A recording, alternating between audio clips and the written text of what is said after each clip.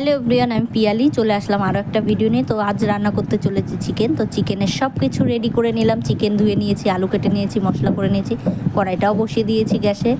তেলও গরম হয়ে গেছে, জিরে, গোটা গরম মশলা, শুকনো লঙ্কা দিয়ে ভালো করে পেঁয়াজটাও দিয়ে দিলাম। পেঁয়াজটা যাতে তাড়াতাড়ি ভাজা হয় তার মধ্যে লবণও দিয়ে দিলাম, তারপরে মশলাটাও দিয়ে দিলাম।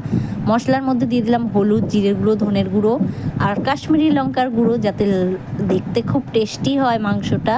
তো বন্ধুরা, তারপরে মশলাটাও কষানো হয়ে গেছে, দিয়ে দিলাম চিকেনটাও।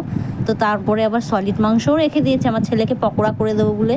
তো বন্ধুরা, এখন চিকেনটাও সুন্দর করে কষানো হচ্ছে। দেখো কি সুন্দর কালার এসছে, ফোনে বোঝা যাচ্ছে না কিন্তু সামনাসামনি দারুণ লাগছিলো। তারপরে জলটাও দিয়ে দিলাম। তো বন্ধুরা, ফুটতে থাকুক, ফুটলেই রেডি আমার চিকেন।